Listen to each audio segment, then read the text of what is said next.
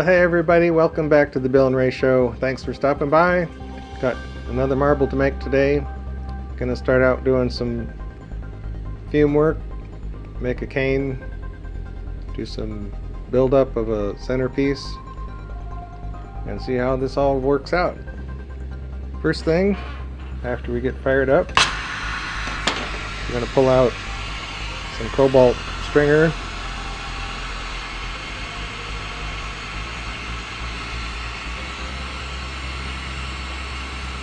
So it's kind of the way I do stringers. Some people build up the whole gather and pull it out at once, but I tag onto it with a handle,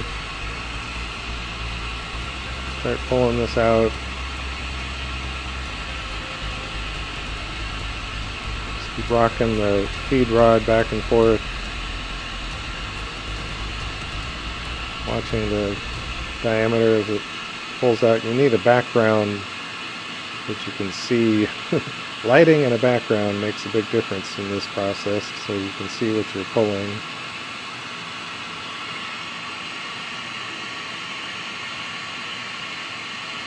Pause a minute for it to set up, and then flame cut that. Grab it with some tweezers, cut off that end. We'll do another one just because I may need it.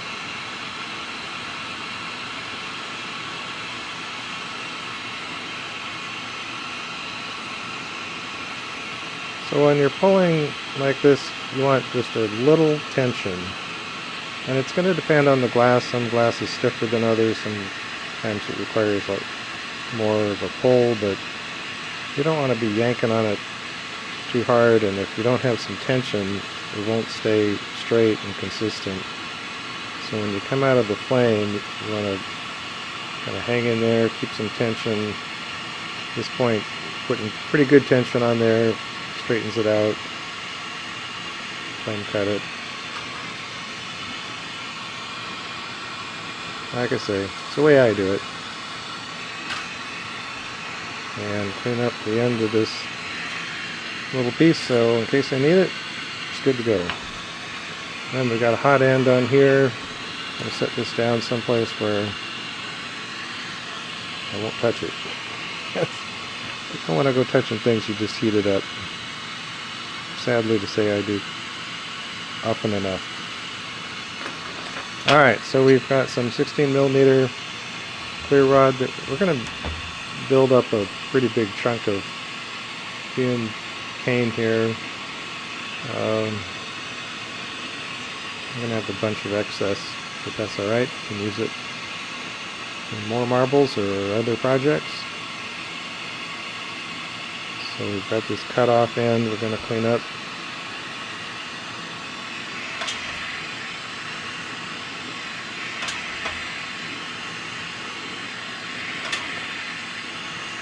Trying to drop it off into my scrap bin.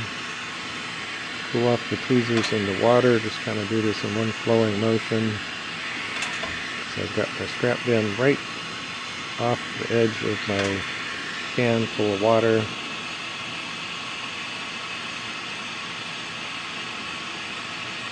So that's just to get us a nice end. Okay, aside from a nice end,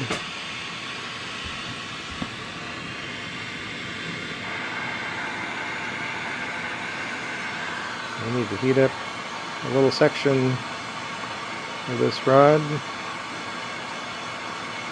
Pretty chilly in the shop this morning, so it's surprising how much glass gets grumpy when it's cold and you throw it in the heat.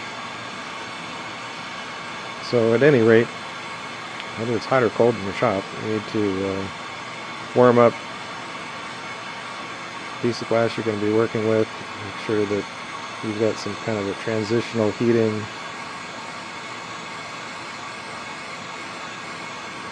to the part that you're not going to be working on, so you don't have a sharp zone where it's cold one spot, hot in another.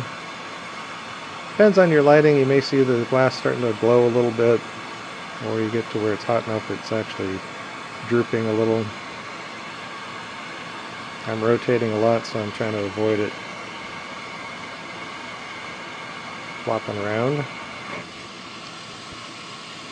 And then, I didn't do this last time I was playing around with this idea. I'll throw a little marker on here to give us an idea of where we're fuming. So we're going to start off with some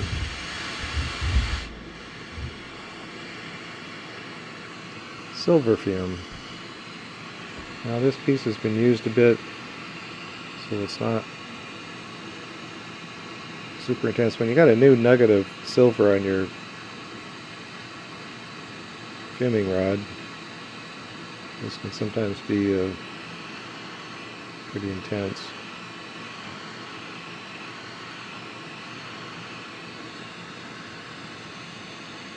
And I'm holding this out farther into the flame. A lot of times I'm down here on the candles, but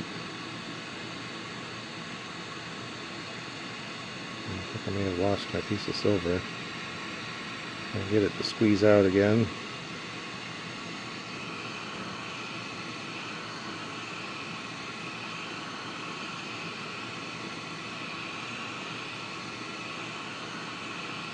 So I'm trying to kind of build this silver a little more gently, not super intense. And that probably lost pretty much all the little bit of silver I had on there.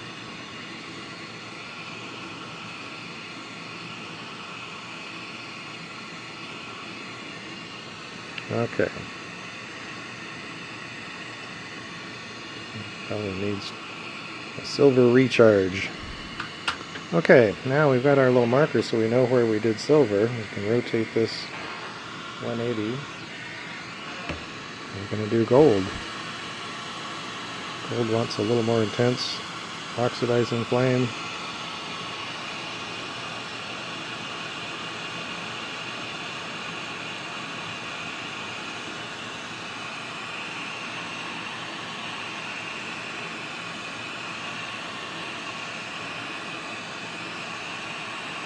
And we will drop this down more towards the candles. If you got a center fire flame, it's just a single candle, that actually is the best fuming environment.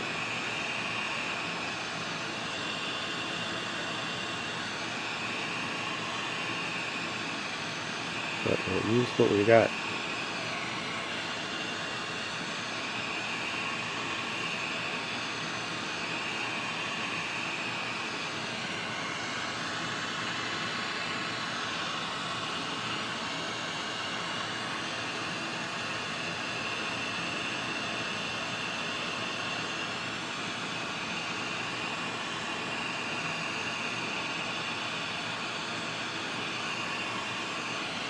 Okay. Oops. Just dropped off our chunk of gold. Price of gold these days, you can't afford to lose a chunk. Yeah, come on, you stay on there. Alright. Now, all this cobalt stringer we did,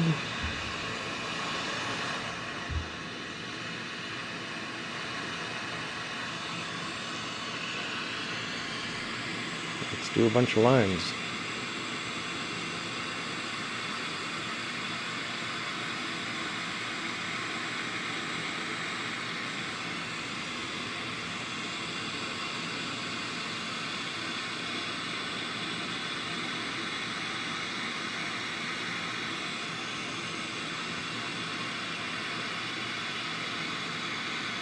Oops, that I wasn't pushing down on it enough here.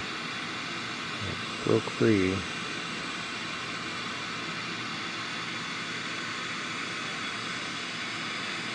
Sometimes stringers, to lay down onto fume, it's got to be pretty hot, where the fume kind of acts as a barrier.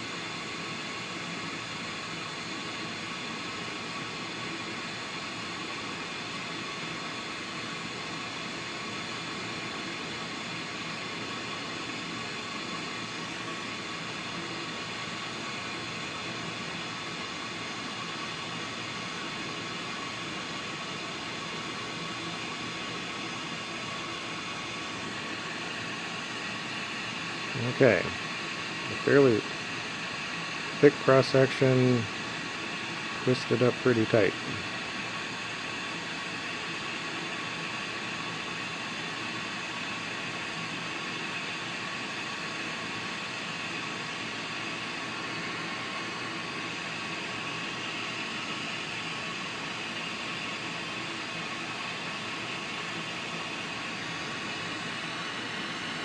Gotta be careful not to pull this out too thin. I want pretty thick piece to work with.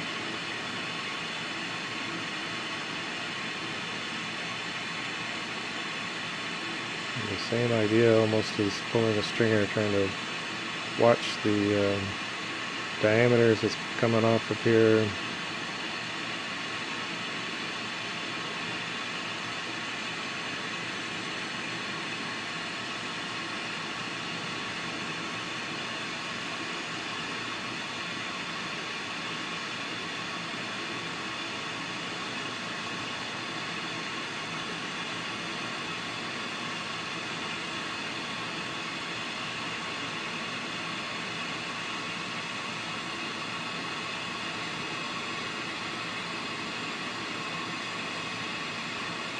Okay, well, we're a little different along here in terms of the tightness of the twisting. We're not trying to make any magical. Doesn't have to be super consistent.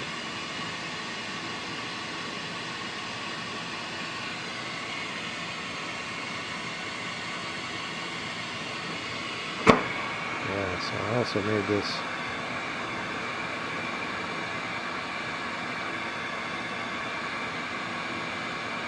a little thicker towards this end. Trying to make a minor adjustment in diameter is pretty tricky, actually, for me.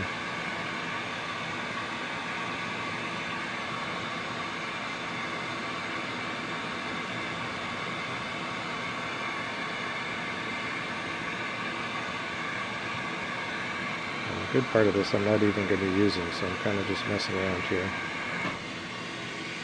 Okay, now we need to cut this into sections.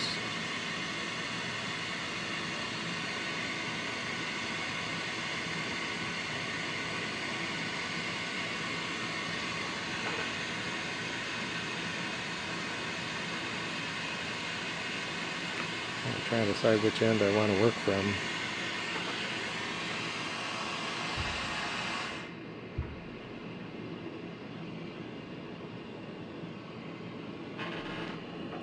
I think I'll go with on this heavier side to start with, so we need to cut a couple different pieces out of here.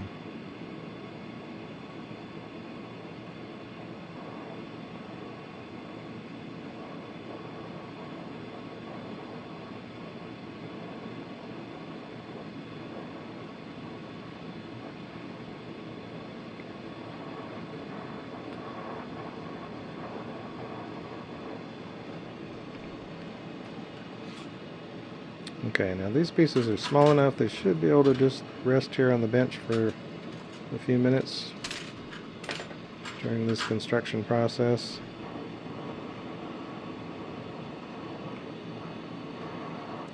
So we'll grab another handle.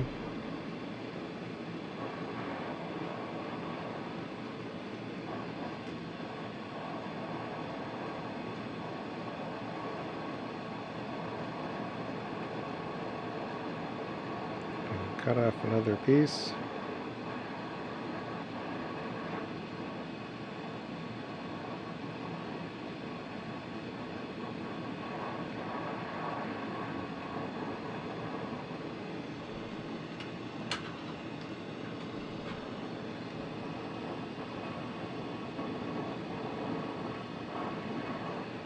Another handle, another cut.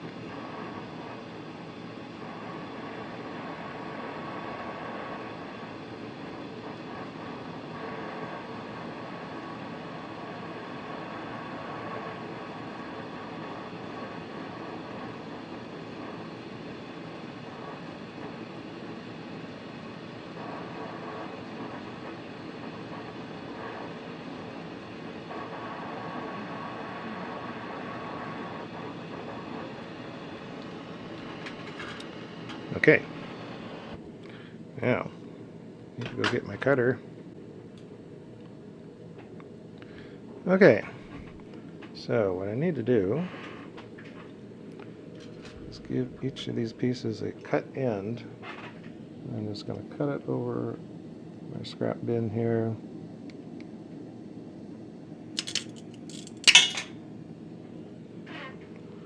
Piece is getting a little thick to do this kind of cut.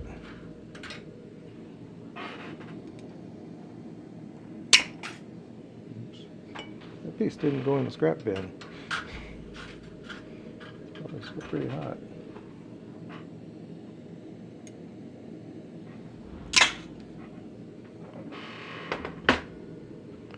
Okay, got 3 little pieces. Now we need to move on to go back to our same rod, I guess. We're going to build up a little base to put these on.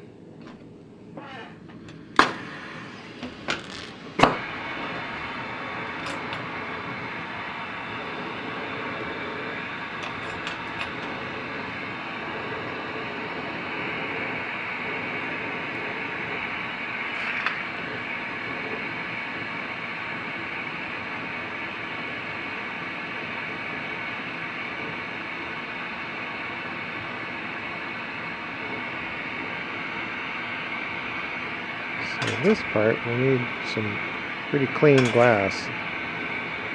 I'll skim off some of this mess that we made with the fuming.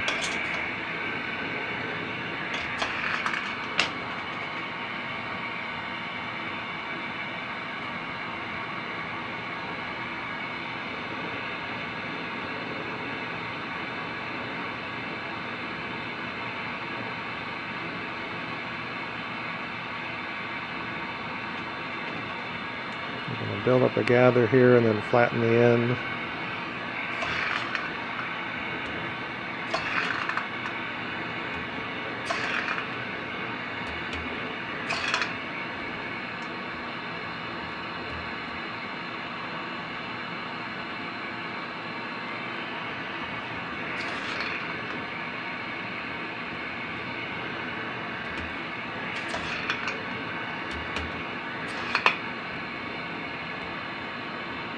So I did do a practice run on this general layout. This is going to be quite a bit different result for several reasons.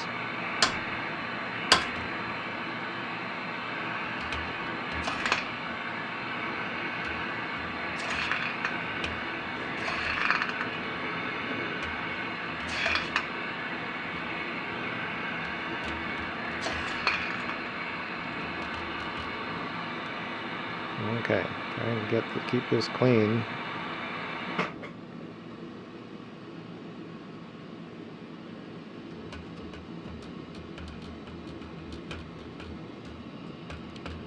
Okay, a couple steps here. We need to stage this and get the bulk of this to settle down.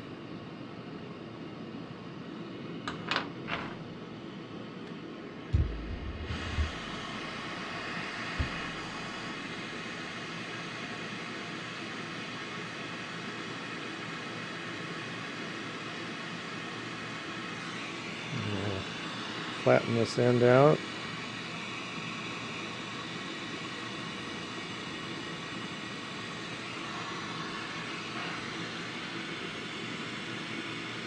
Flame off those chill marks. Alright. Now we're going to gently heat up our little cane sections and get the end heated up.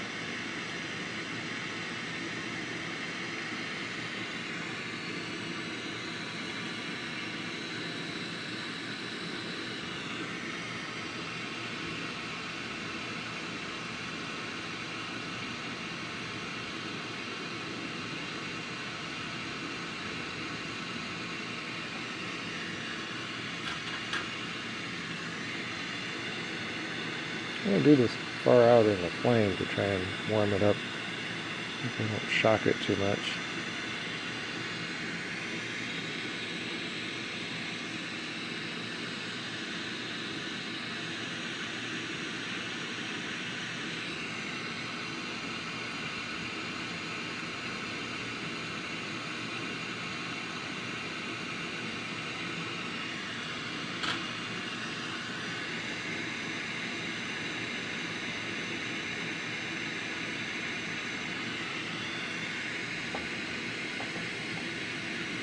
So this is the result of crazy ideas you get in the wee hours of the morning or some strange chime.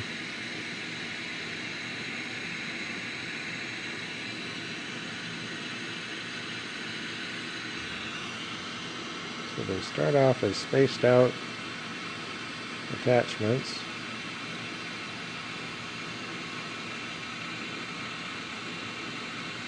Just going to tie these together so you don't go wonky in the next phase.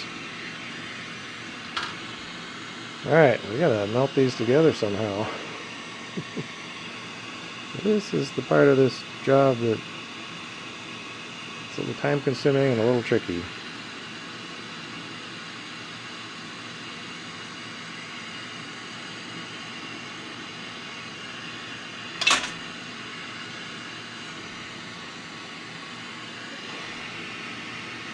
We are going to need a handle to hang on to. Try and keep these pieces under control. So we want to melt these in and somehow seal up that gap between these legs.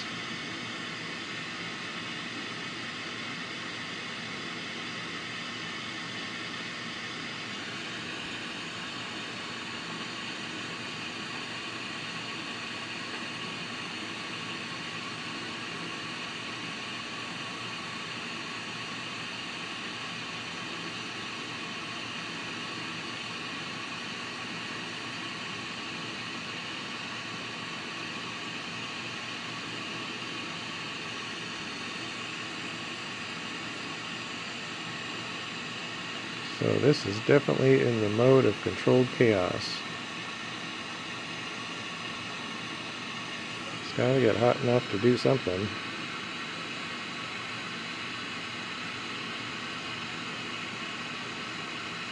But I don't want it out of control.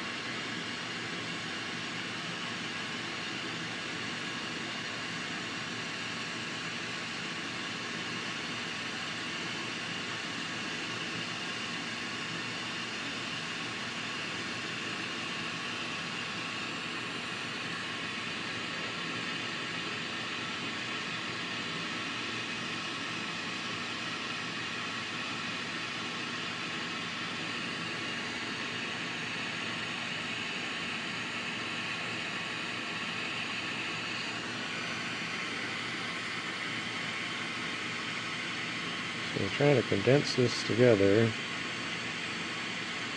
and maintain open space where the pieces can come together and not trap air in between.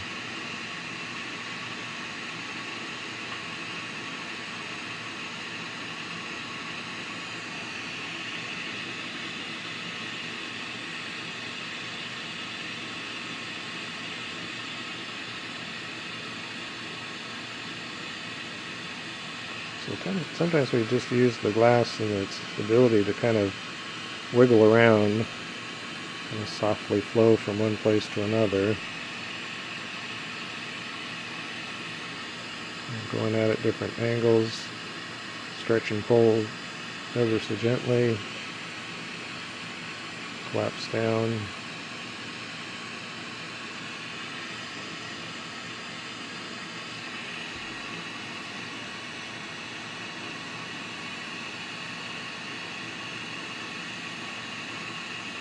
Sometimes perhaps even use some marvering to try and control this build up.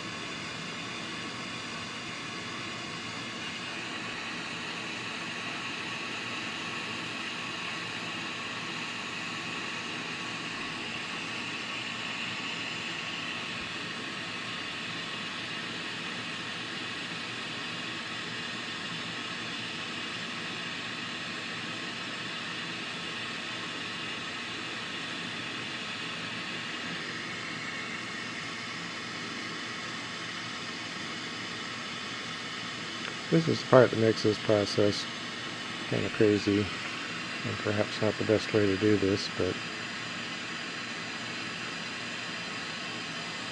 it is a way to do it.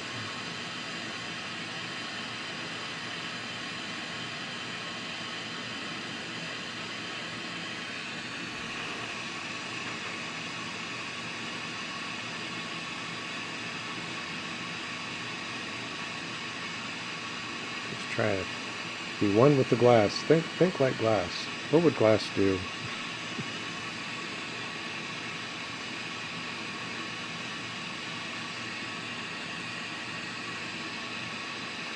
So a big part of learning glasswork to me, and I'm still learning, 30 some years into it, is watch the glass. You've got to really pay very close attention. What is the glass doing?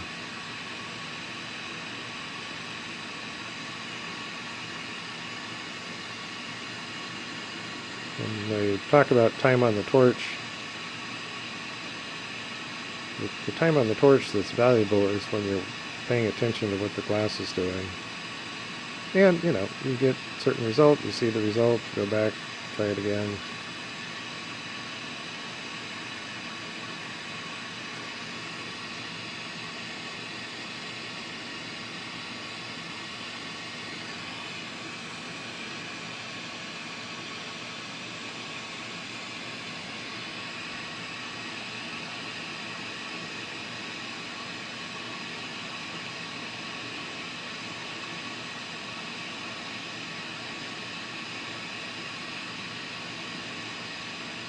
And oftentimes like this, it's kind of these physical limitations where I want the heat is in the very center there, but I can only do it by adding heat from the outside, so it's kind of like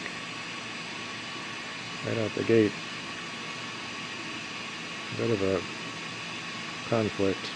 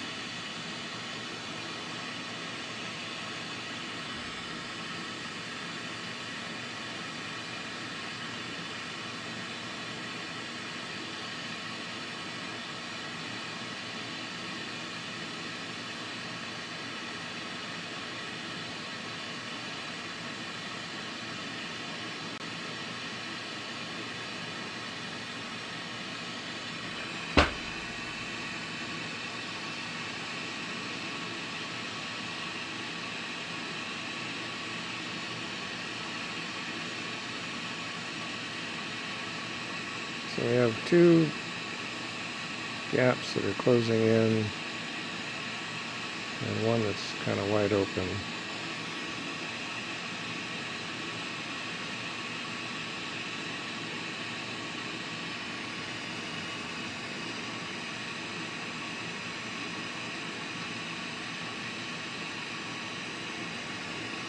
really don't want it to close up and leave a big bubble there, but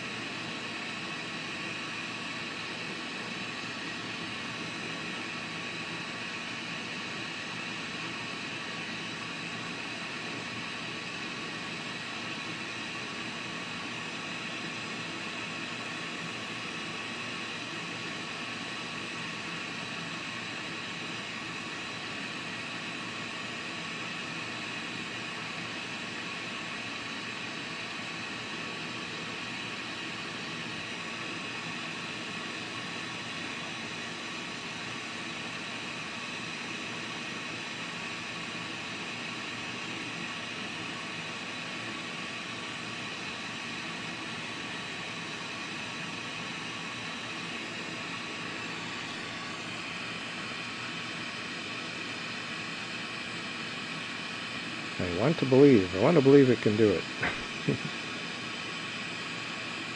And avoid heating right in that spot that's still a hollow space. I'm trying to heat up the other sides of it. Get that to heal up from the back side.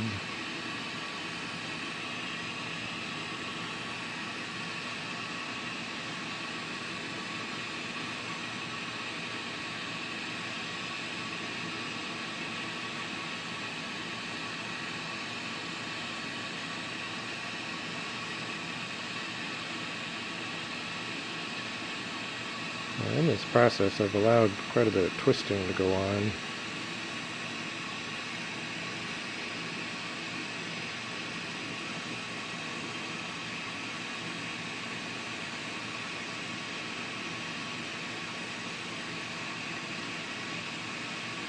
Oh, so close. Pretty sure it's going to do it. I'm just going to throw a lot of heat into it.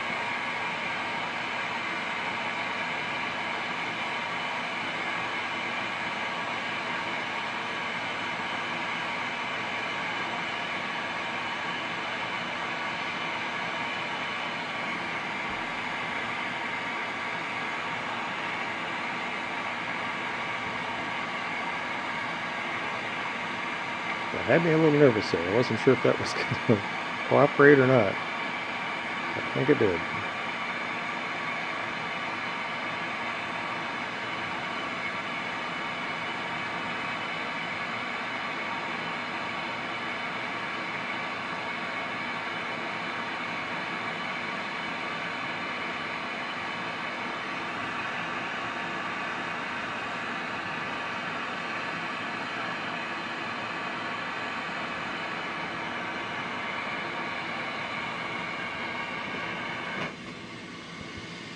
Well, this generated all kinds of interesting qualities.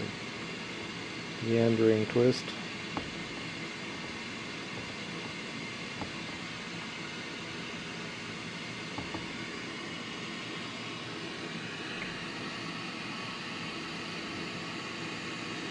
So we are going to detach this, which is a little crazy. I mean, this rod that I'm building this up on is big enough to make a marble. I'm going to go through some other process putting this into a larger rod, basically, which is probably an unnecessary complication, but that's what we're doing. So we need to cut this loose.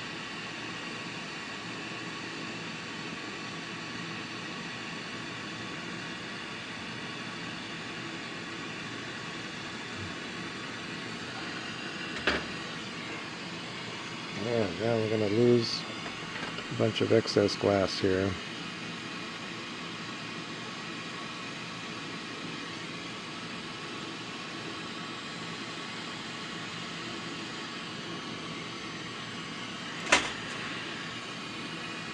So I've got my bigger tweezers.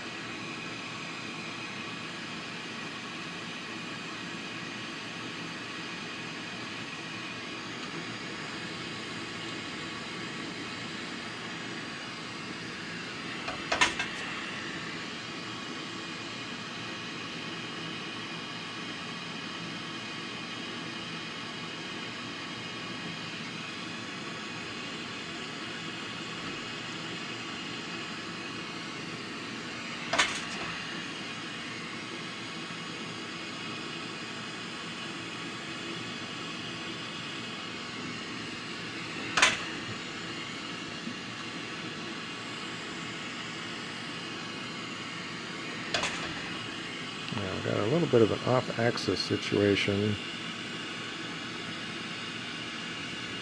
I'm curious to see if I can remedy that.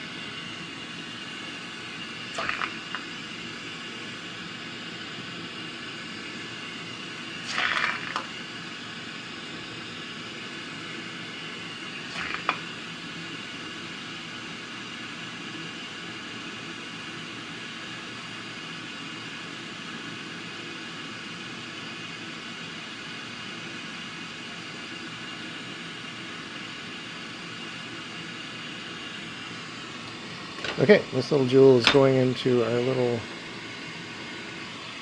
curling iron oven.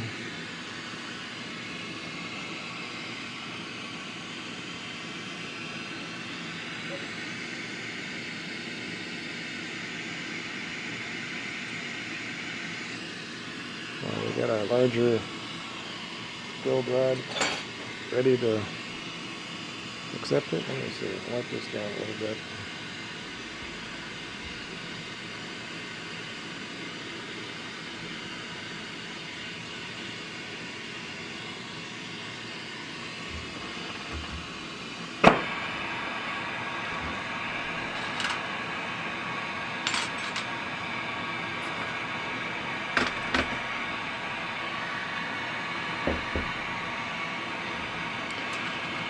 Okay, well, moving on. Hope you all doing well out there. Sun shining. It's a good day here. Started out pretty cold in the shop, but it's warming up.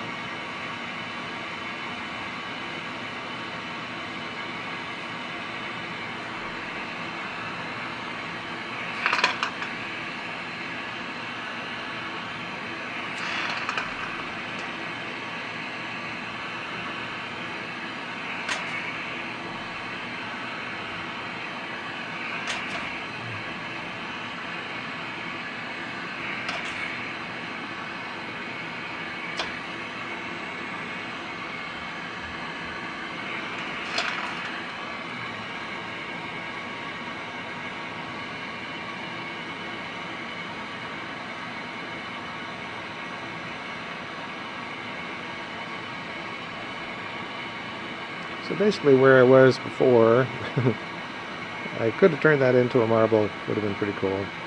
But in order to get the proportions and bring it up to a larger size marble, seems the better way to me to transition. Where I could have in theory built that part up onto this rod, it's just a lot heavier, bigger rod to work with, to manipulate, and it's just a choice. Would have made things a little simpler in a lot of ways to just do it straight off of this rod.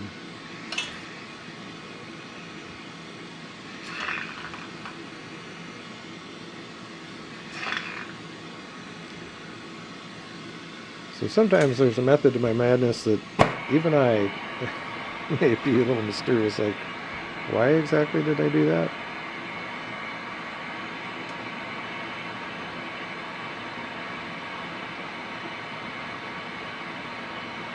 That phase of melting those 3 sections down and getting them to condense and collapse without trapping that internal space in a big air bubble, I just feel like that's kind of tricky. You don't want to be hanging onto a big heavy chunk of glass trying to manipulate all that to happen.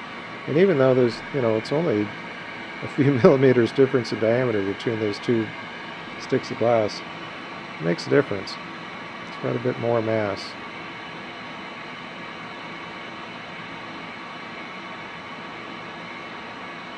So we bring this up to a good clean gather, rotate this and get it to settle down.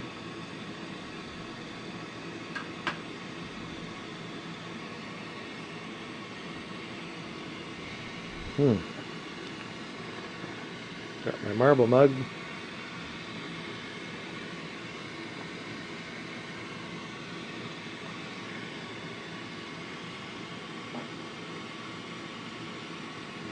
Mug full of marbles. Gives you lots of ideas. Okay. Turn this off. Bring this out. And then see what happens.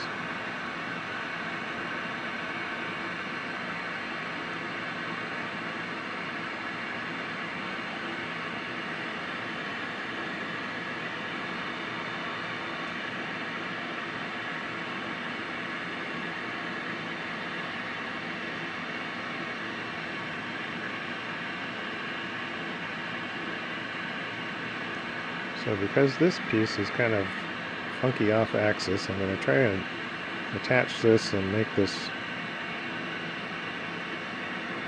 more on axis. That may or may not be a good idea.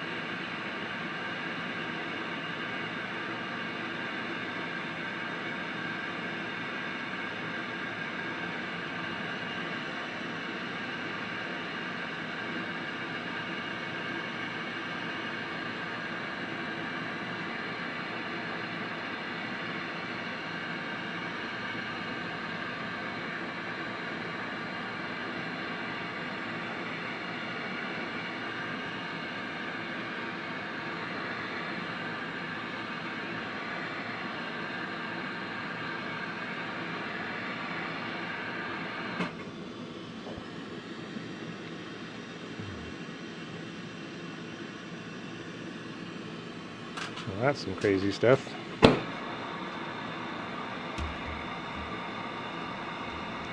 don't think I'll be able to render it exactly on axis as I would like, but it's okay.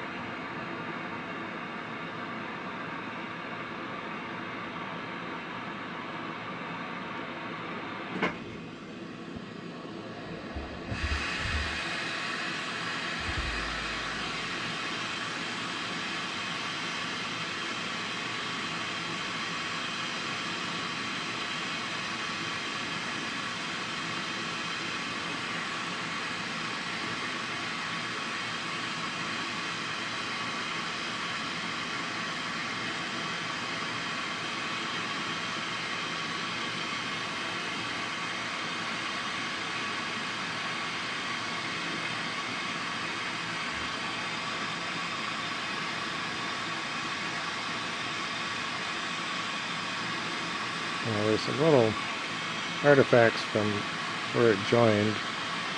Those would be up around the rim. It could take some time to try and dig some of that out, but I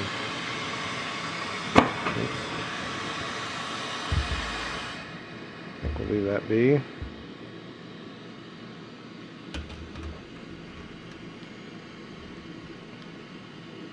So we're trying to focus on the transition plane, which eventually become what I consider the circumference. And that end is off axis, but that's fine because I can easily adjust that. But we need the holding part to stay strong.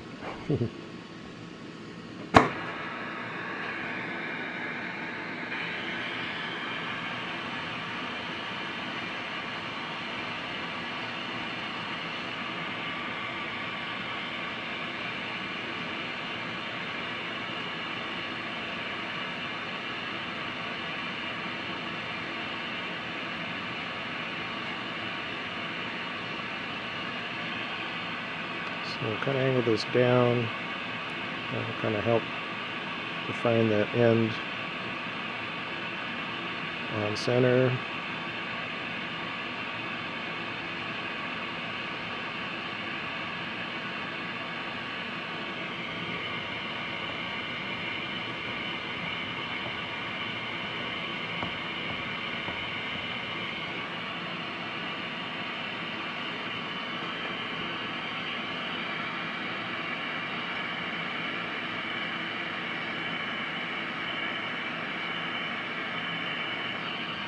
Okay, there's a little pressure on there.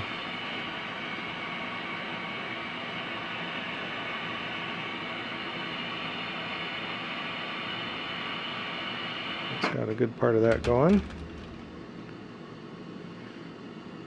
Okay, well, some of the hardest part of this marble is completed at this point. Now we're going to pull out this end.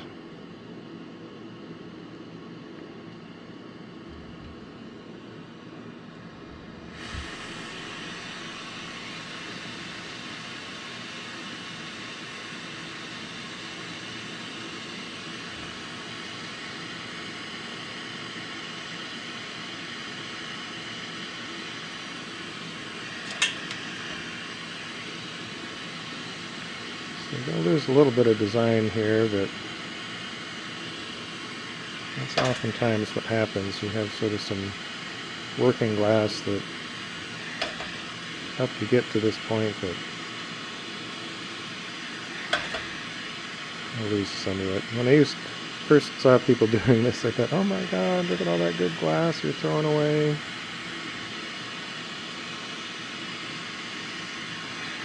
Yeah, there's a method to the madness.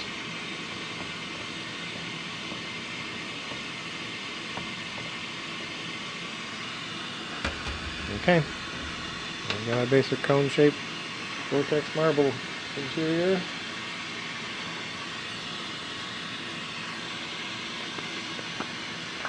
I've got some cherry red.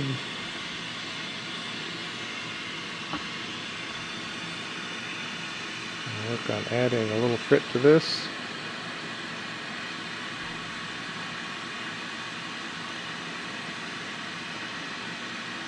Well, at least that one window there, you'll see it. You'll see some of this.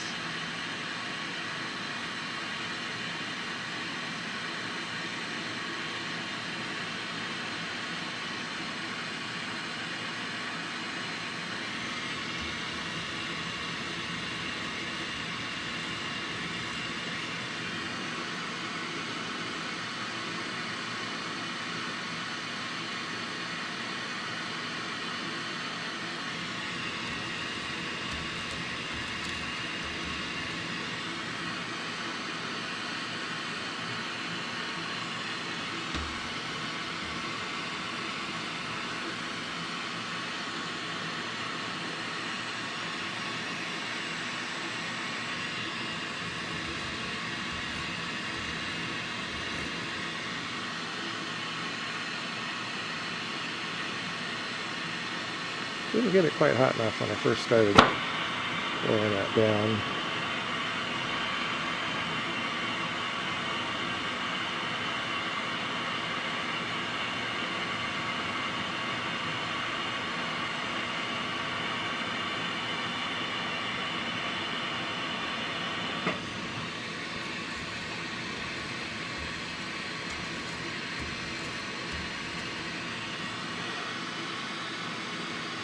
But we only wanted a sprinkling anyway, so that'll work. Hot, hot, hot. These little jars are just plastic jars. So you pour hot frit in there, as I've done many a time. Guess what? You melt your jar.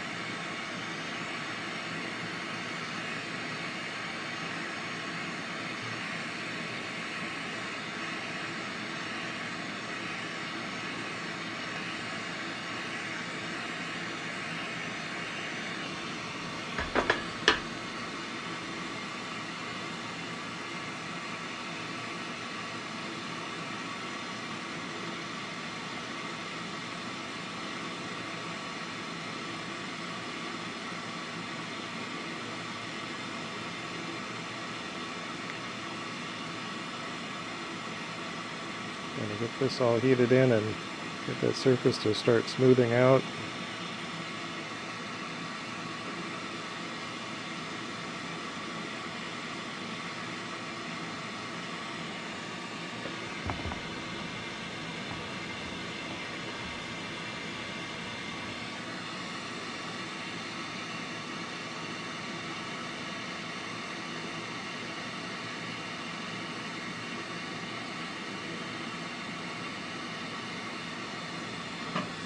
Okay.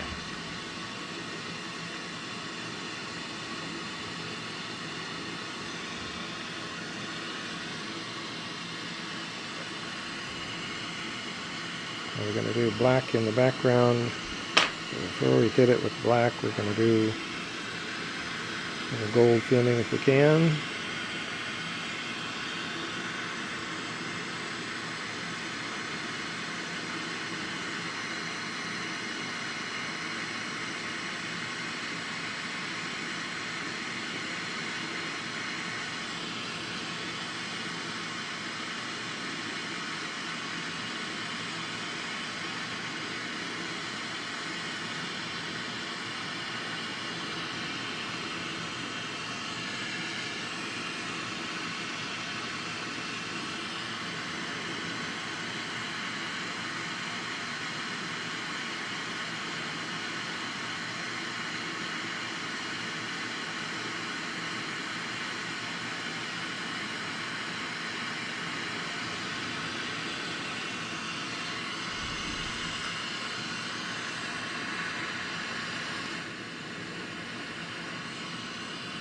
Okay, we got some jet black to throw down on the back.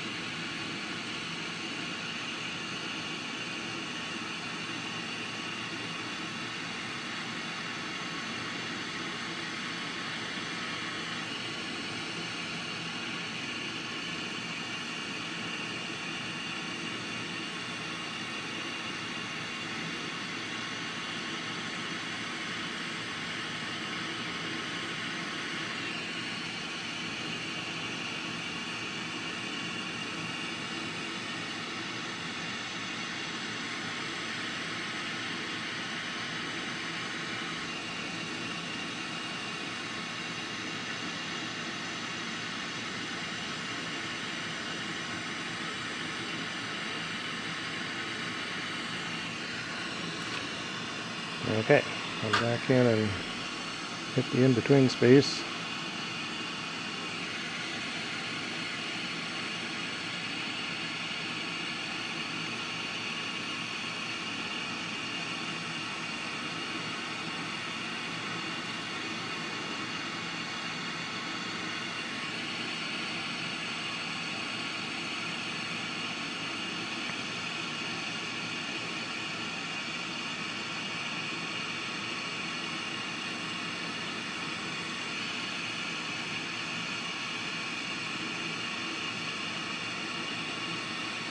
Just one of many ways to lay down a thin layer of color.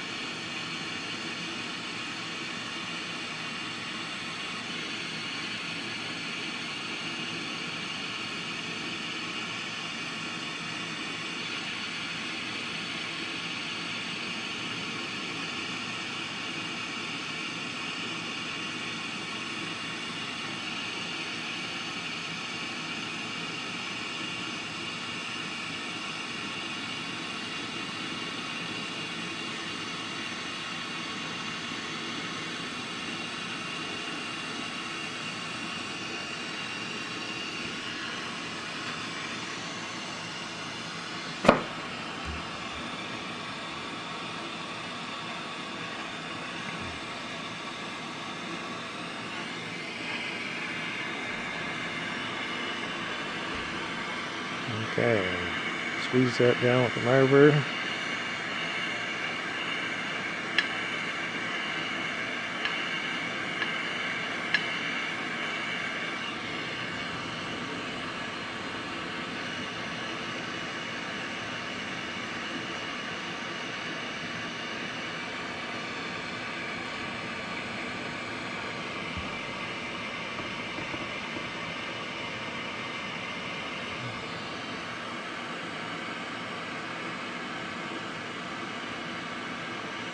Okay, looking good.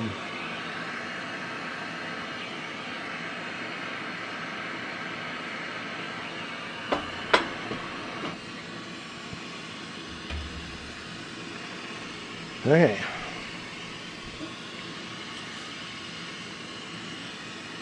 Let's try some silver. Let's see, that silver was done for, I think.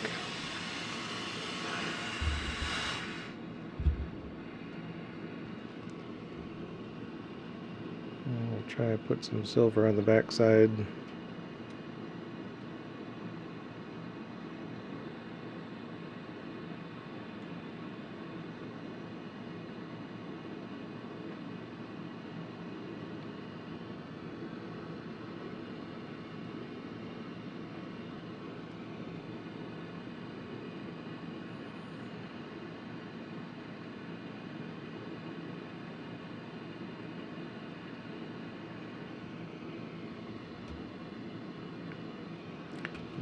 Silver is playing a little elusive there, that's okay.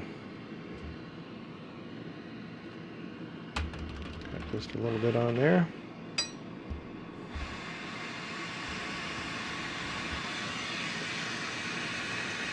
Alright, now we've got some 8mm rod we're going to fill in the backside with. Start off at the tip, leaving the very end uncovered.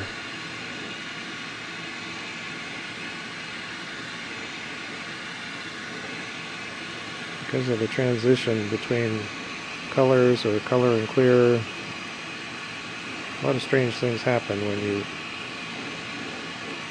cover things over or leave some part uncovered.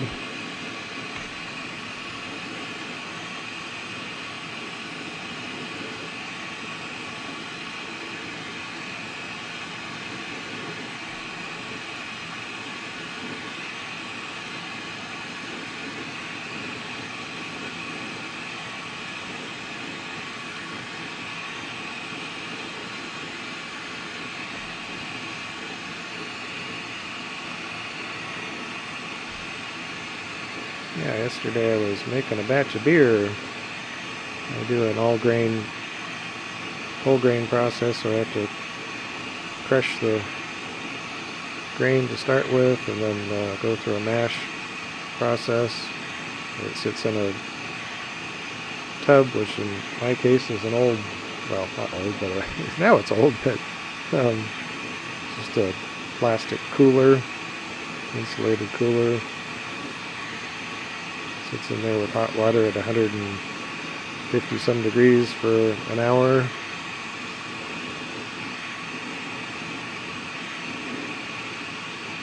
And then it gets drained out and more hot water added. Try and rinse out grain, and then it goes into the boil where you add hops and stuff like that. And it's kind of an all-day operation, which is, some parts are physical. A lot of it is just monitoring time and temperature.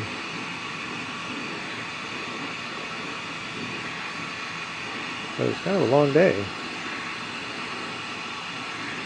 Still after this, I need to get out there and clean up a few things. Still haven't got everything cleaned up and put away.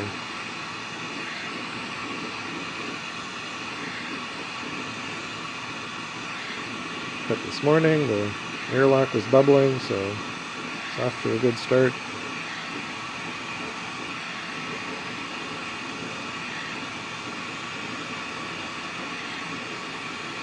Somewhere way back in the Bill and Rae Show archives, there's a video of me making beer and a video of me bottling beer.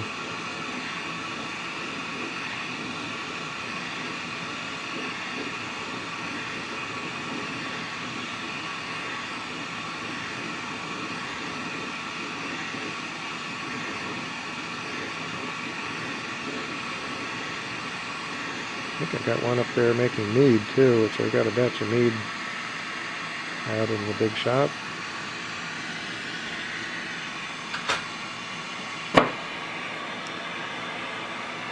Should be pretty decent for the holiday season.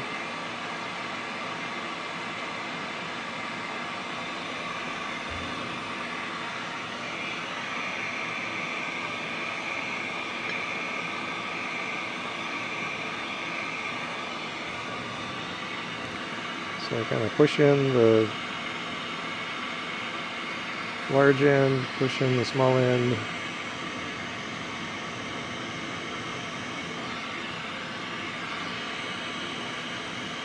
Define the zone in between that needs to be filled in.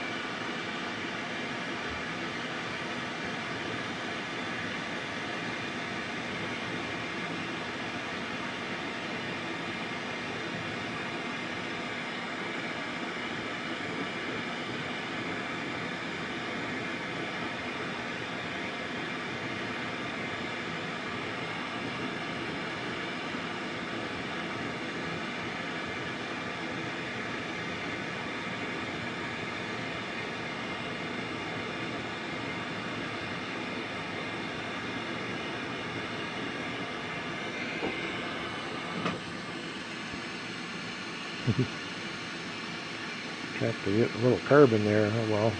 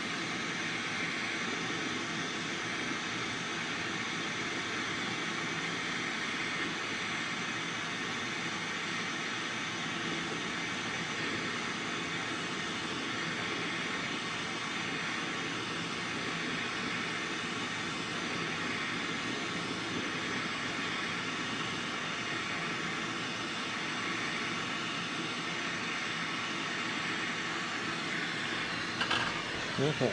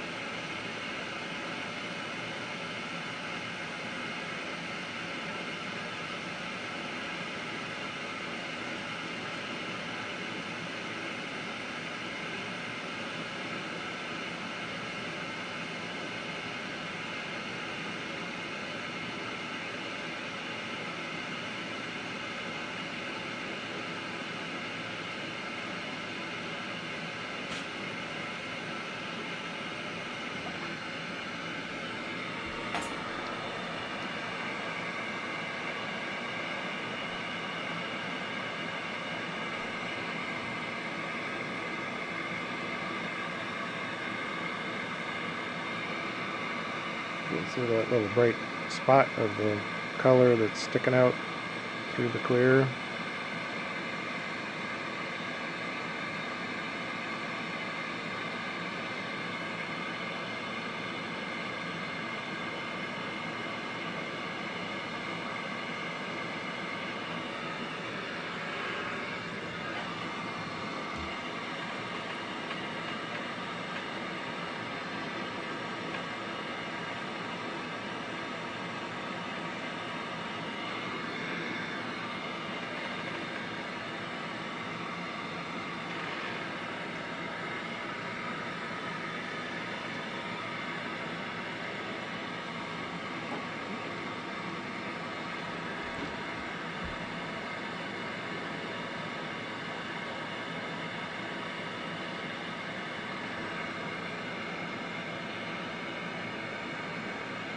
Okay, that should be pretty good.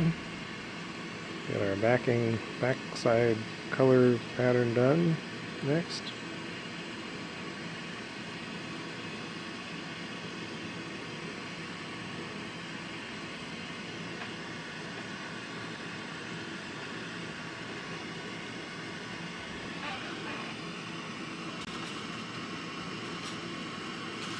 Alright, today, start off with some Silver Strike 5.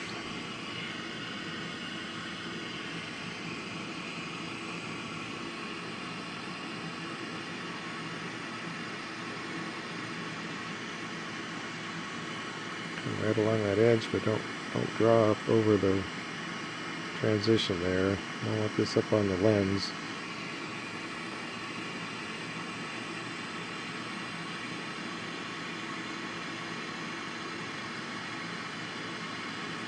So I've got 3 different colors, so I space this apart so I have room to add more lines.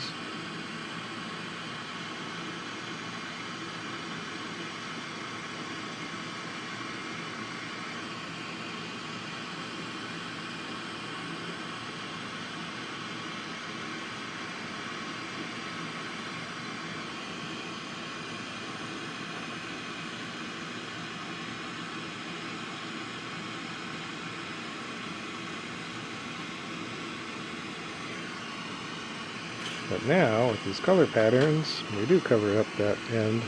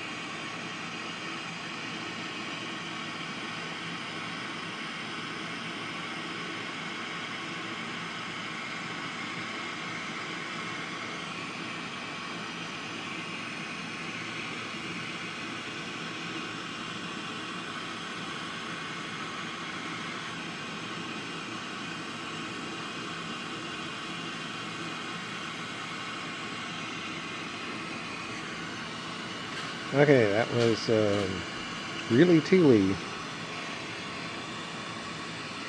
And the last color here is Unobtanium, sparkling blue.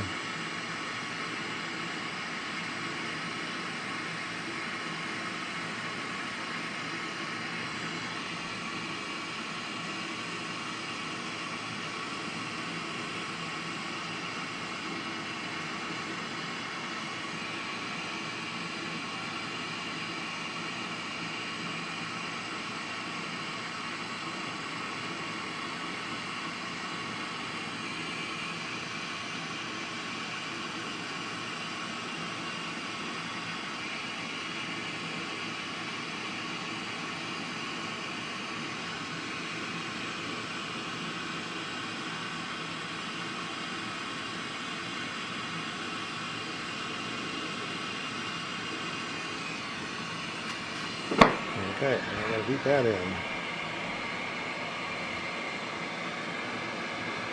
I'm getting there. All of the color is in the marble at this point.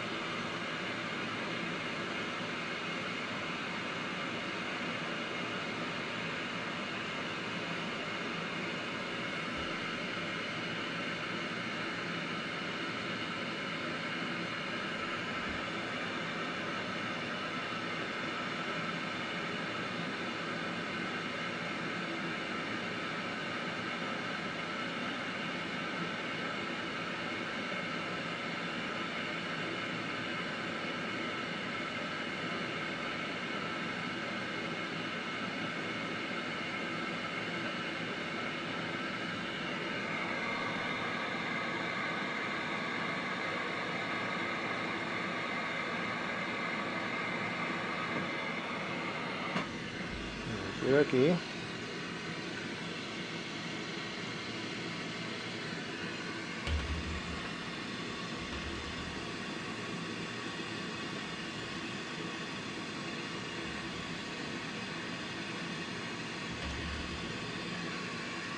Now we're going to rake through all this with our tungsten pick.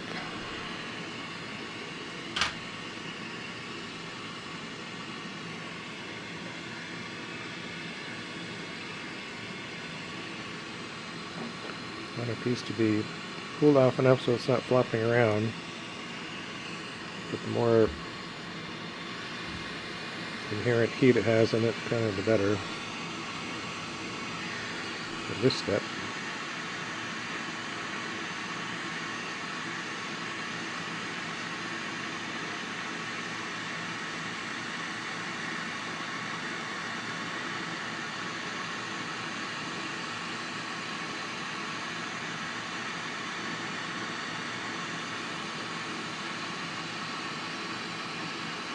Depending on how much heat you've got going on, you must understand what colors you're using. It determines the speed of this traversing across the face.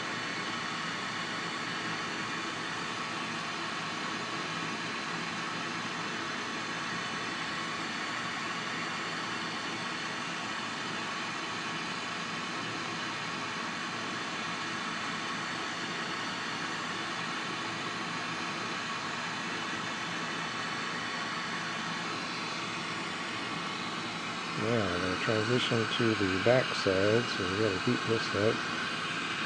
Now you see my axis is off. We're off to one side. Yeah, I got a little rush there. I tore open a little bit.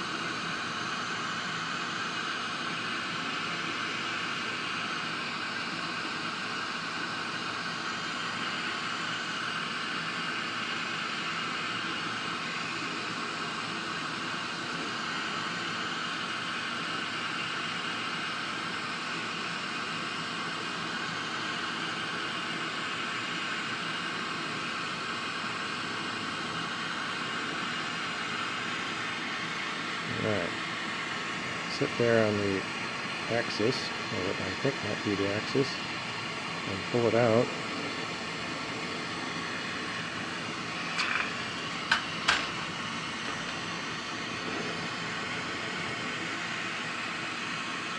So the backside color axis may not coincide exactly with the interior axis.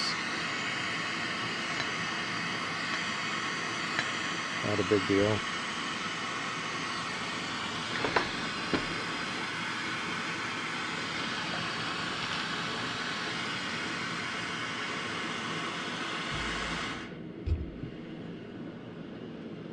You see a bubble brewing here, though. That's not good.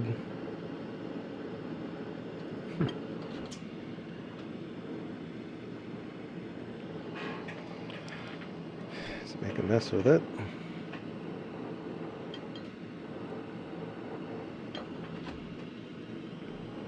So these little anomalies, we kind of push them in, and then just heat up that spot and let the glass pinch back together.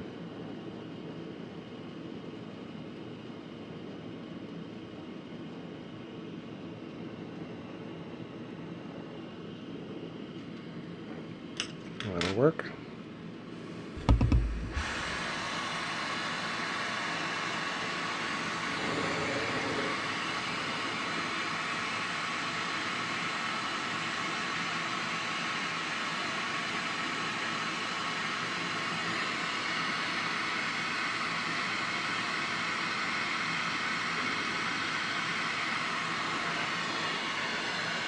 Okay, so far it looks pretty good. Let's see one other maybe bubble, but maybe far enough under cover, it doesn't matter.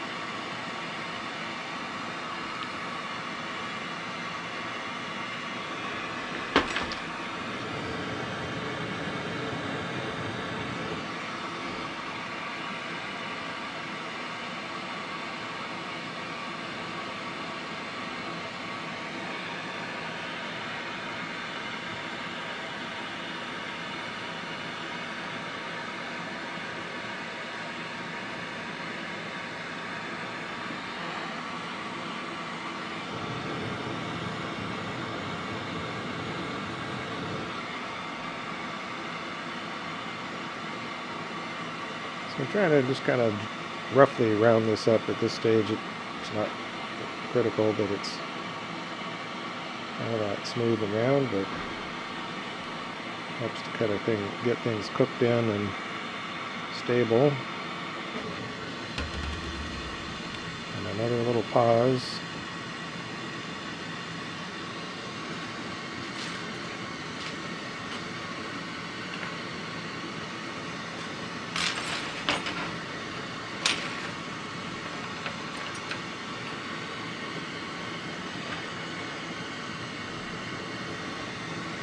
Okay, I've got 2 punty rods.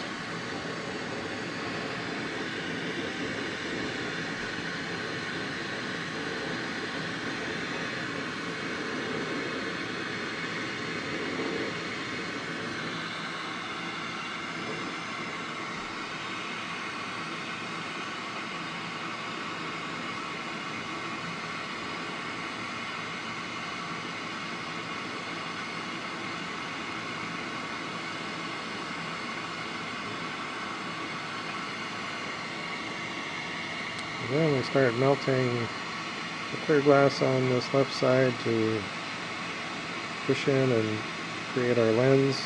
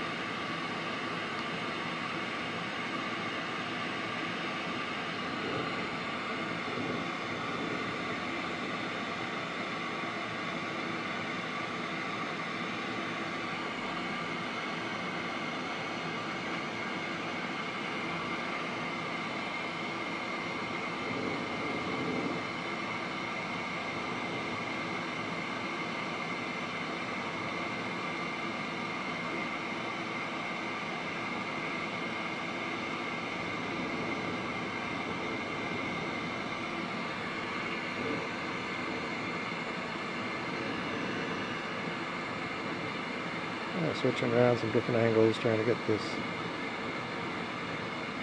lens built up, but also shaping the overall marble. That transition between the color and the clear is kind of pushing outwards.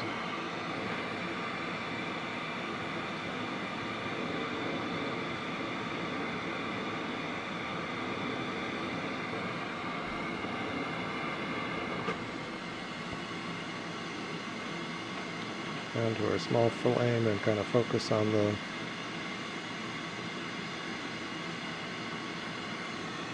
solid rod and building up a bit more mass on the front side.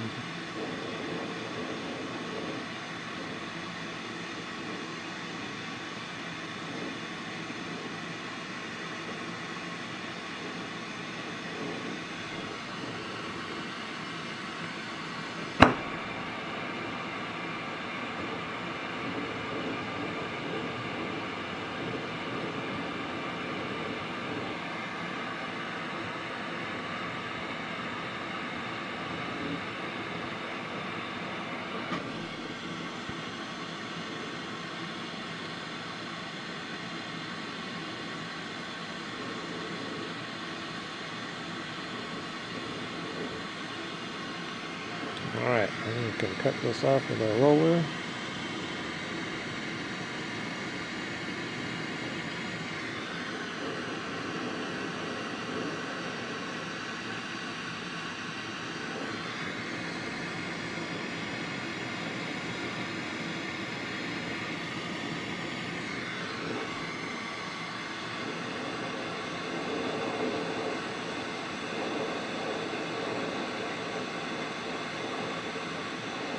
When you cut this finally in the flame cut, you don't want to pull these things apart and create a big long stringy thing. You Separate till it's pretty thin and just let it burn and fizzle there.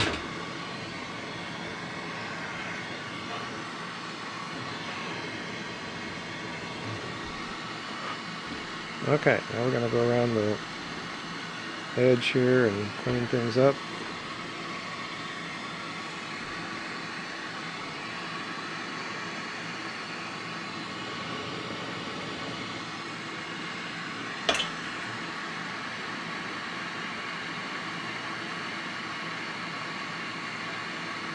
So we heat up the spot, we drop down, grab it with the tweezers, pull it, come back up into the flame to cut it.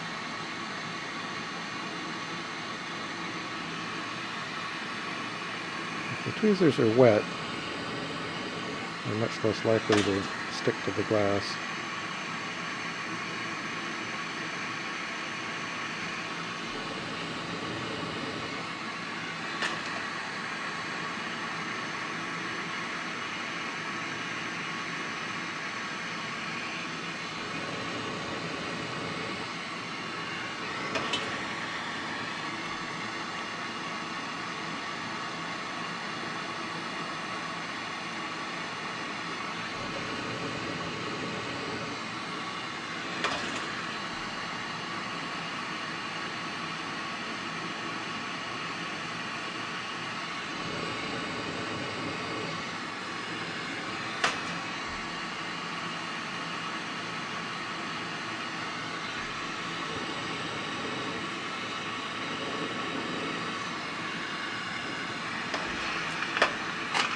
I'm trying to grab this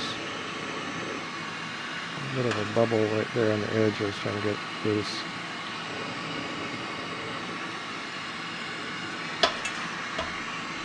I interrupted my rhythm here.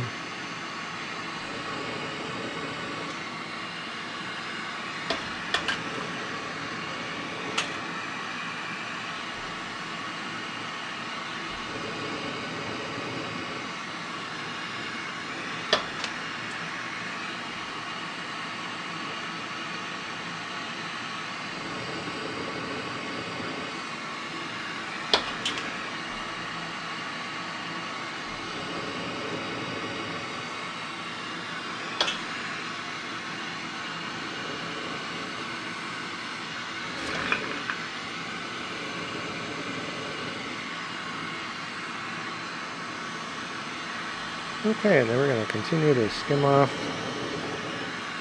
some glass off the outside edge, outside layer. Make sure you've got a nice clean bunch of glass for the lens.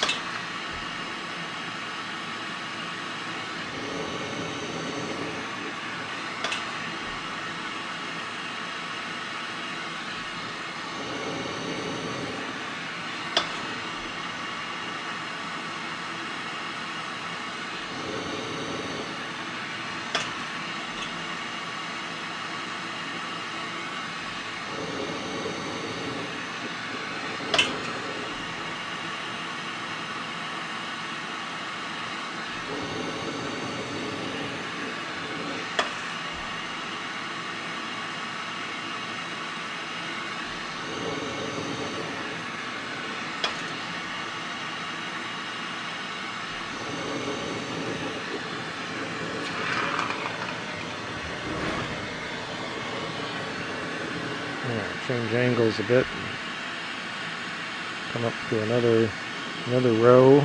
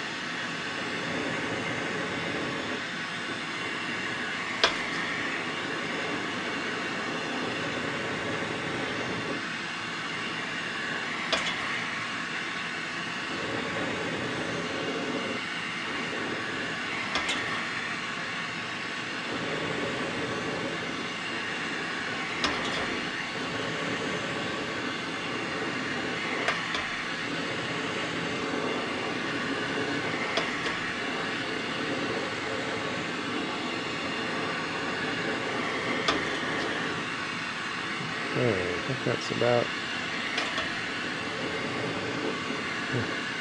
cleaned up. Still see some fizzy stuff.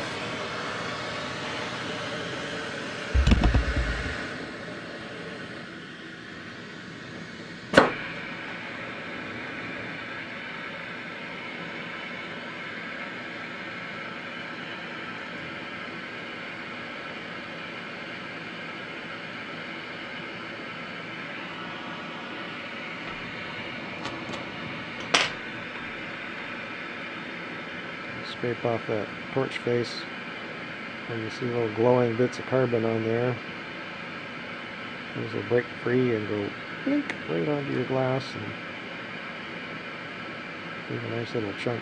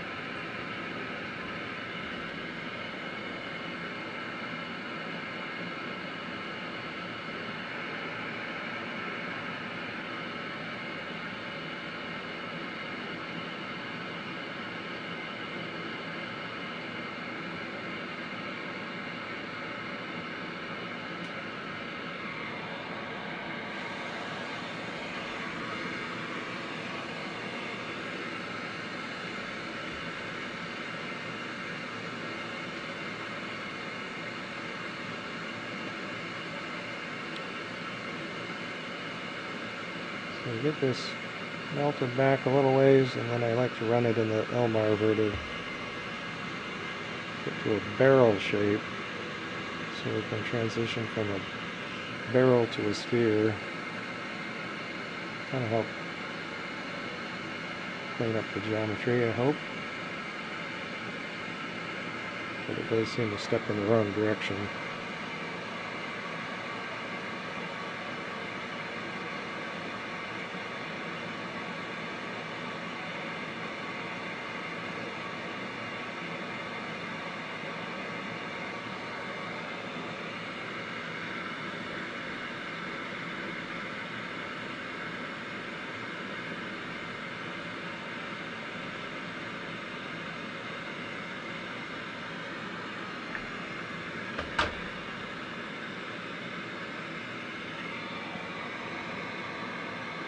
So it just takes a little moment. You stop rotation and things go off center in a hurry. Okay, so we'll do our first pass. And go kind of vertical in the mold.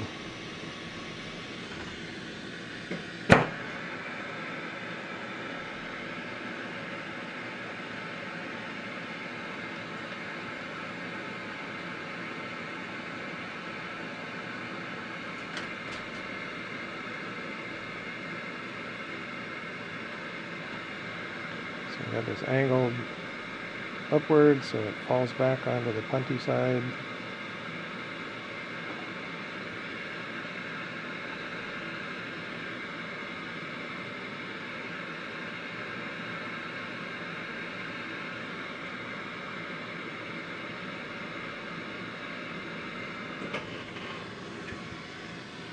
Let this cool for a second, and then we'll switch to punties.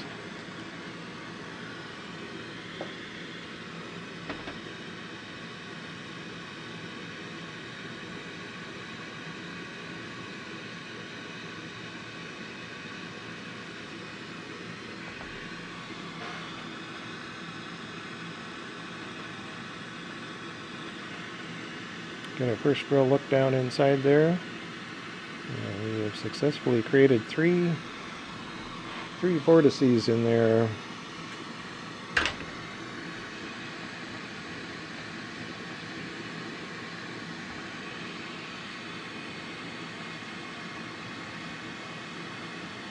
Okay, even though this front lens is pretty funky shape, we're going to still switch sides here. So I've tried to get this down to where I just have a very minimum number of puntee switches. When I first started, I was switching back and forth an awful lot.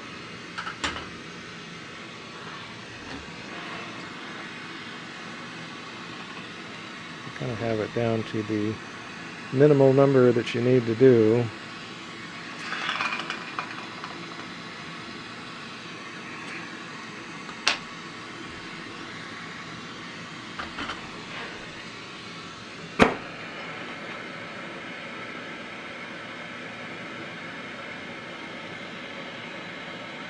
So this phase with the puntee on the lens side is going to be the majority of the shaping.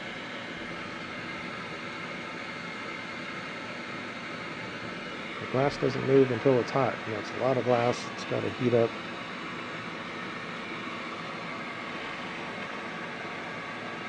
Because at this stage we want the glass to move both on the surface and internally. So you really need to get it softened up through and through, hopefully. And as long as I got a good solid attachment, everything's good and hot, I can ramp up some rotations.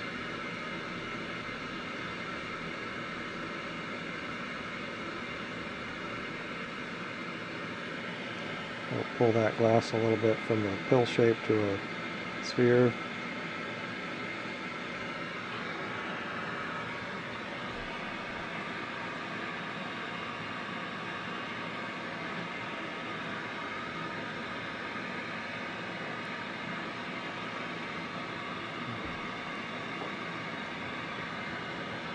But as the whole mask gets toasty, softens up, and it softens up our puntee as well.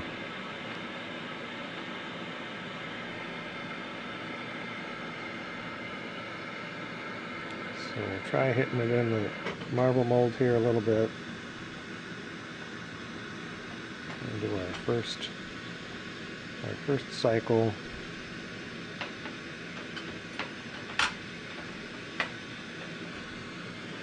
And that creates this crazy shape. So we got a dip around the circumference, and we got a bump on the end.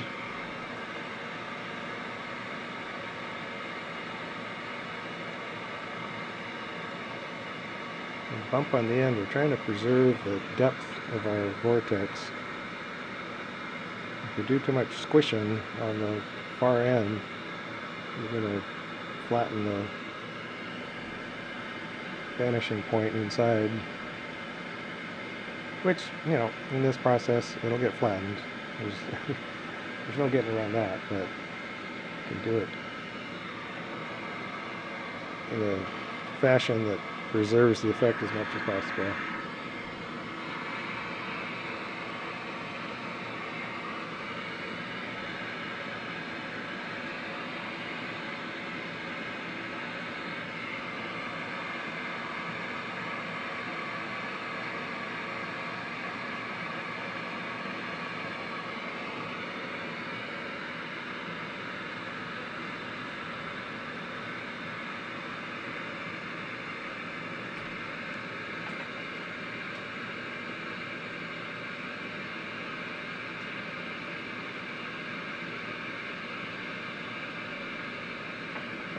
Okay, another trip to the marble mold.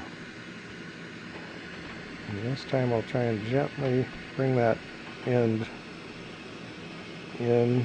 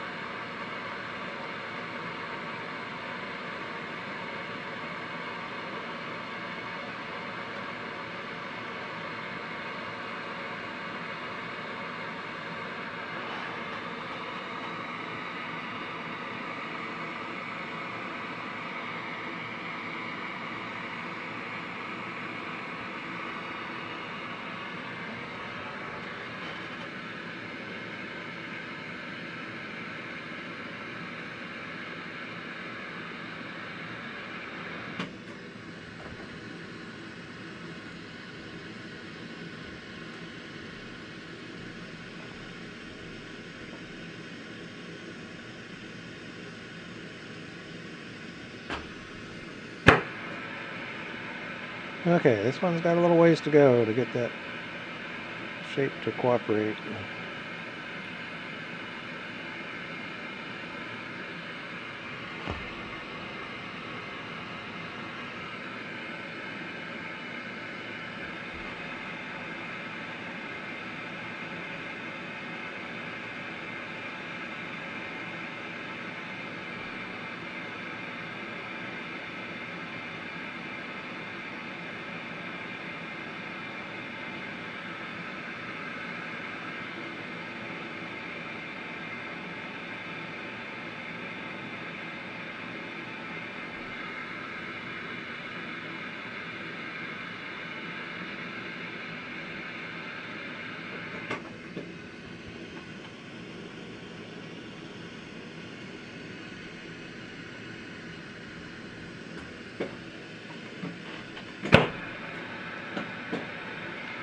Clunky boots on, I'm having a hard time finding the foot switch.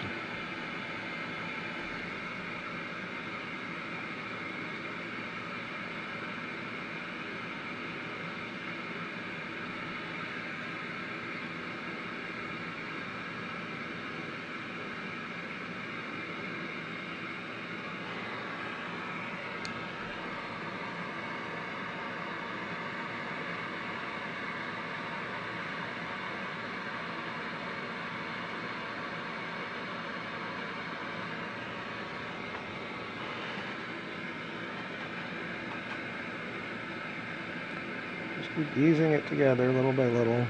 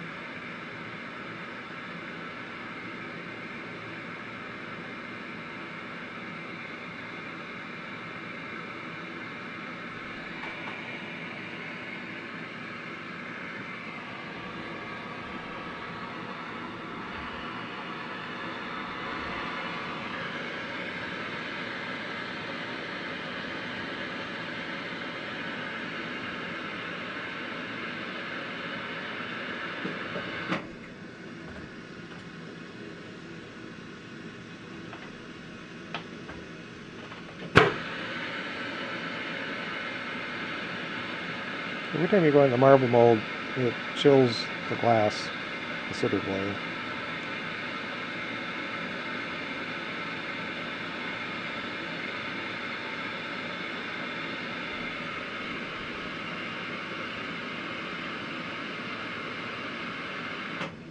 So I'm trying to do these repetitive steps where we just do a little bit at a time.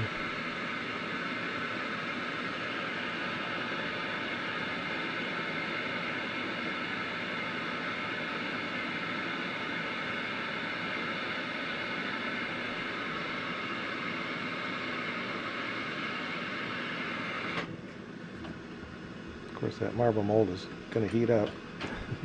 It's getting pretty hot, I'm sure.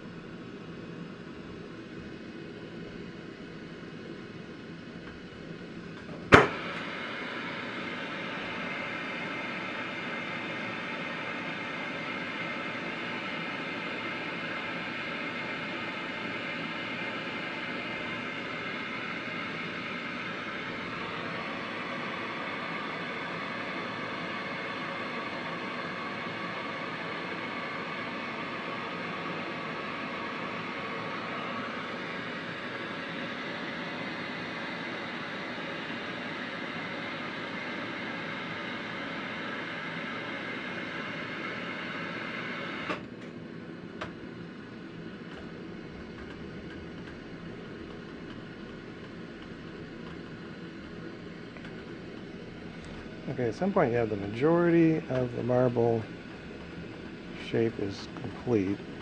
The surface may still have some anomalies. But at this point, you might as well lose the heat in the interior, because the interior is not going to be moving much at all from this point on.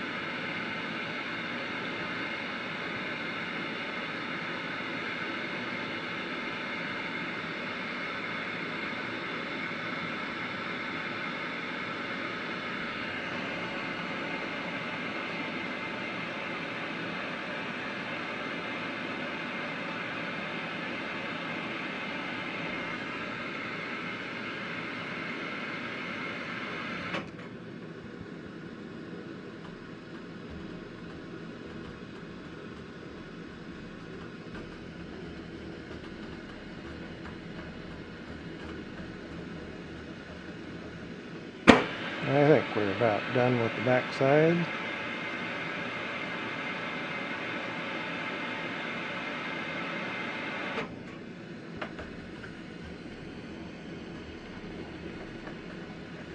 So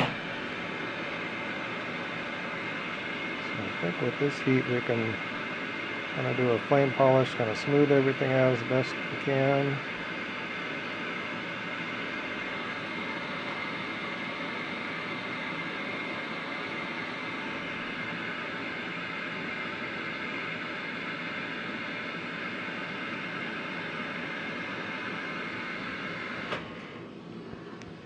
Out of the fire and keep on rotating.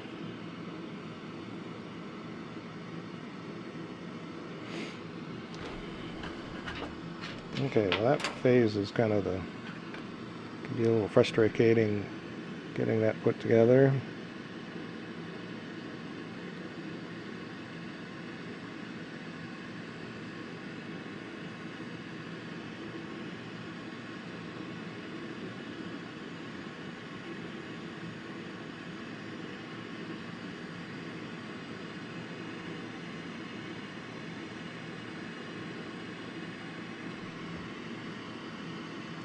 So now we're going to move to our last puntee. We hope. Should be.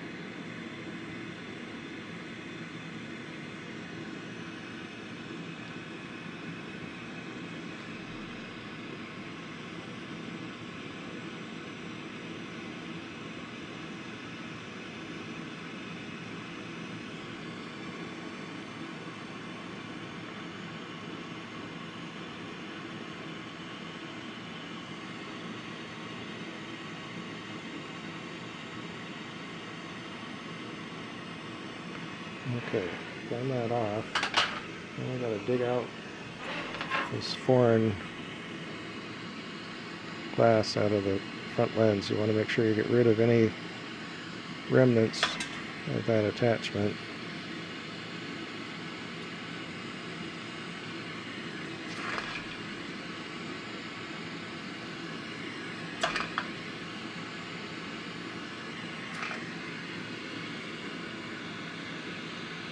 And then as you heat this up, you kind of watch that glass, see if there's any obvious things going on there that doesn't quite look right. If it doesn't melt in and heal up to be one homogeneous color, no indication of any patterns or anything going on there, hopefully. Now as we move around with this marble and this puntee, it's a wimpy attachment, so we have to be cautious not to do anything too crazy.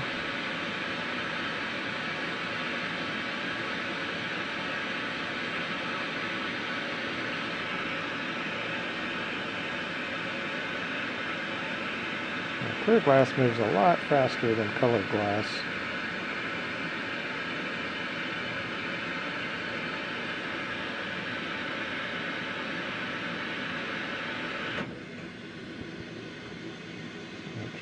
kind of an initial rough sketch here.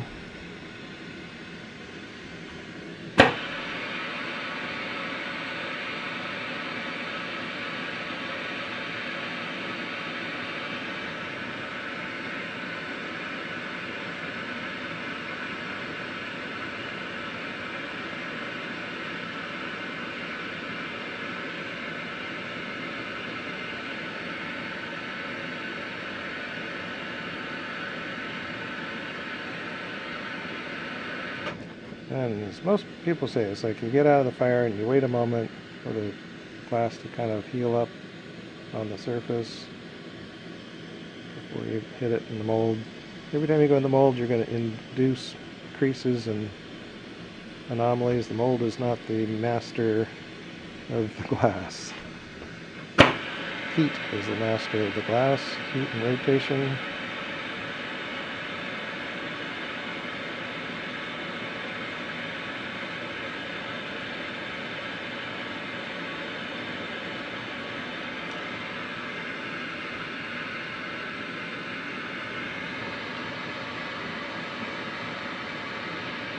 At this point, we should be able to just use a heat cycle or two.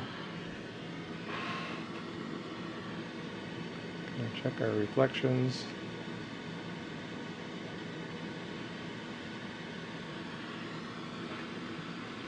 Looking pretty good. I sure appreciate anybody that's hung in there watching these videos. Hope you find it useful, entertaining, instructive. I'm not trying to do these videos as a instruction per se, but as a lesson or anything, but just trying to document and show the whole shebang, start to finish, all the different things that are involved. It's a lengthy process.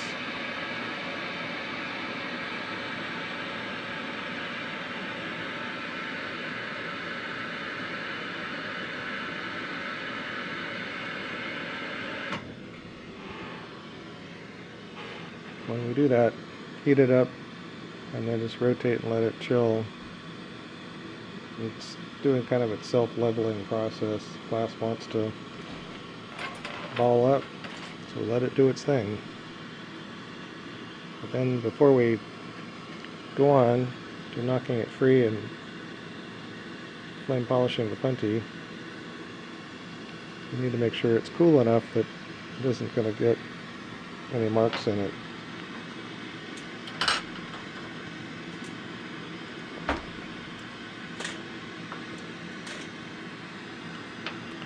So it takes a good moment for it to settle down.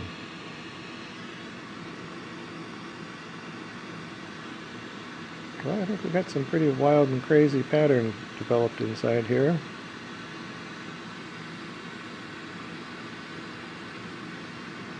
That red frit, of course it doesn't really like the heat, so, and you're magnifying it, but it's got some kind of fizz to it, which I'm sure there's those out there would rag on me for the way I do that and the result I get, but I actually like that textured effect that it does. Various frits will do that more so than others. But some of these things that I'm doing, I'm trying to create artistic effects. It isn't quite the same philosophy as a technical perfection. Okay, now we're cooled off a bit. Actually get our tweezers wet with some cold water.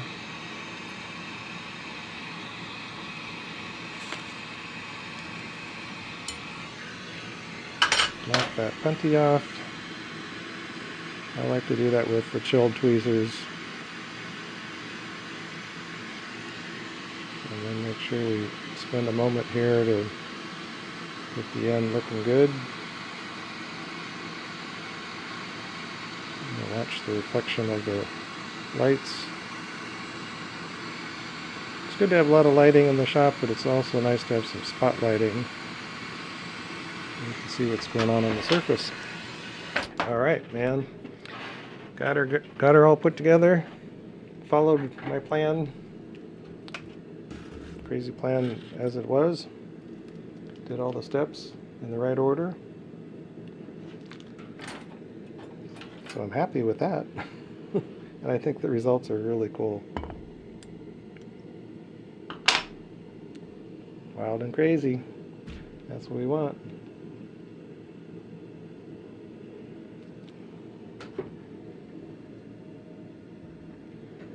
Alright everybody, thank you so much for being with us, supporting our channel. Give us a thumbs up, subscribe if you haven't.